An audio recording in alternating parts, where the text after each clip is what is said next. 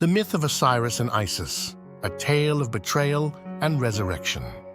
In the ancient sands of Egypt, where the Nile winds its way through the land, there was a kingdom ruled by a god, Osiris. His reign was one of peace and prosperity. Osiris, the god of life and death, was beloved by all. His wisdom guided the people, and his presence in the land brought abundant harvests. But there was darkness waiting to break through, an envy so deep it would tear the very fabric of the world apart. Osiris had a brother named Set. Set, the god of chaos and destruction, resented Osiris for his popularity and power. Set had long been consumed with jealousy, and the idea of overthrowing Osiris became his sole obsession. While Osiris ruled with kindness, Set's heart grew bitter, twisting like a serpent.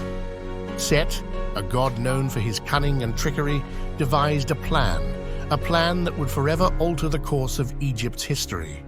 He crafted a beautiful, ornate wooden chest shaped like a coffin and filled it with rich decorations. Then, during a grand feast, Set unveiled his gift to Osiris, presenting it as a token of admiration.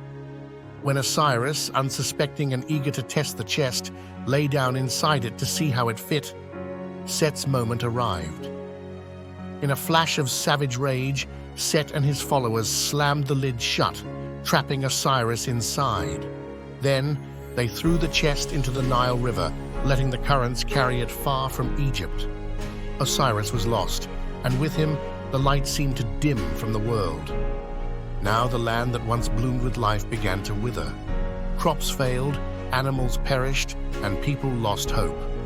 But Osiris's wife, Isis, would not surrender to despair. She was a goddess of magic, wisdom, and healing, and she loved Osiris with a devotion so deep it could not be shattered by death. For days, Isis searched the land, crying out for her beloved. Her sorrow echoed through the heavens. She went to the farthest reaches of the earth, seeking any clue, any trace of Osiris. Then, one day, word reached her that the river had brought the chest to the distant shores of Byblos, where it had been lodged in the branches of a tree. The tree had grown around the chest, sealing it within its mighty trunk. Isis hurried to Byblos, where she found the chest inside the tree. She wept with joy and sorrow as she opened it, and there, lying in the chest, was the lifeless body of her husband.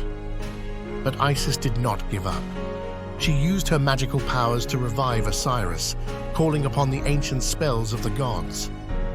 Through her grief and strength, Osiris returned to life, if only briefly. For a moment, Osiris was with her again, and the light of the world flickered back to life. But the moment was fleeting. Osiris, knowing his time in the world of the living was limited, spoke to Isis. He told her that he could not remain in the mortal realm. His fate was to rule the land of the dead, where he would judge the souls of those who passed on. But before he left, he gave Isis a gift, his child, Horus. Osiris passed into the underworld, where he became the ruler of the afterlife. In the realm of Duat, he sat upon his throne, watching over the souls of the departed. But the story was far from over. Isis, now a mother, raised Horus, determined to protect him from the chaos that had destroyed her husband. Horus grew strong, his heart filled with the resolve to avenge his father and reclaim Egypt's throne. Set, still hungry for power, had taken Osiris's place as ruler, but Horus would not let the tyranny last.